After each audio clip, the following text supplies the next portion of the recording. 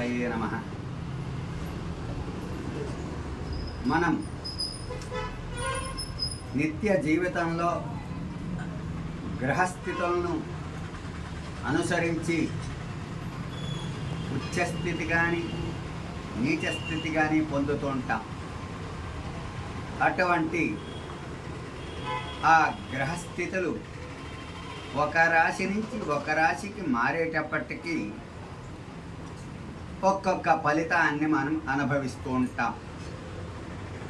వీటిల్లో ముఖ్యంగా గురువు, అంగారకుడు, శని ఈ 3 గ్రహాలకు ప్రత్యేకంగా చెప్పున్నాయి. కానీ అందరికీ తెలిసినటువంటి విషయం ఏమిటి అంటే శనేశ్వరుడి యొక్క విషయం మాత్రం తెలుసు. ఆ శనీశ్వరుడు 2.5 సంవత్సరానికి ఒక్కొక్క రాశిని మారుతుంటాడు. ఆ రాశి మారేటువంటి సమయంలో మనం ఆ శనిని మనం సుప్రీతుణ్ణి చేసినట్లయితే మనకు ఆ 2.5 సంవత్సరం కూడా గడ్డు కాలం ఉండదు అనేటువంటి శాస్త్ర ప్రమాణంతో ఒక్కొక్కసారి ఏలినాటి శని అది 7.5 సంవత్సరం పడుతుంది. అంటే మన యొక్క రాశికి ముందు రాశి, తర్వాత రాశి మొత్తం కూడా 7.5 సంవత్సరం. మొదట తన యొక్క రాశి యొక్క వ్యయస్థానం అంటే 12వ స్థానంలో ఉండేటువంటి 2.5 సంవత్సరం, జన్మంలో ఉండేటువంటి 2.5 సంవత్సరం, ద్వితీయంలో ఉండేటువంటి 2.5 సంవత్సరం, మొత్తం 7.5 సంవత్సరాన్ని ఏలినాటి శని అంటారు. 7.5 సంవత్సరం ఉంటుంది. ఆ తర్వాత అర్ధాష్టమ శని, ఆ తర్వాత పంచమ శని, ఆ తర్వాత అష్టమ శని.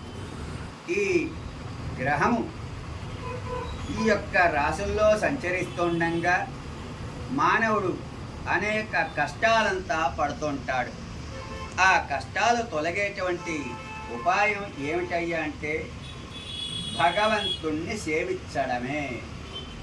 ఆ భగవంతుణ్ణి సేవించేటువంటి విధానంలో భాగంగా మనం 29వ తారీఖు నాడు అంటే రేపు మార్చి 29 ఉగాది ముందు రోజు శనివారం రోజు మన సిద్ధి విఘ్నేశ్వరాలయంలో మహాలింగాన్ని వినాయకులను పెట్టి ఇక్కడ 3 శివలింగములు పెడతారు, 2 వినాయకులను పెడతారు.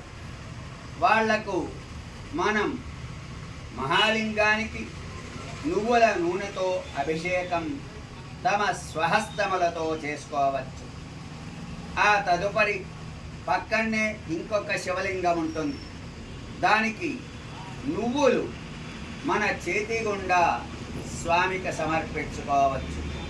పక్కనే ఇంకొక శివలింగం ఉంటుంది. అపమృత్యు దోషాలన్నీ పోయేటువంటి దానికోసంగా ఆ శివలింగానికి ఉప్పు సమర్పించుకోవచ్చు. ఆ తర్వాత ఒక వినాయకుడిని పెడతాం. అక్కడ ఆ వినాయకుడికి మనం బెల్లము సమర్పించుకోవచ్చు. ఇంకొక వినాయకుడిని పెడతాం. అక్కడ మినప్పప్పును సమర్పించుకోవచ్చు.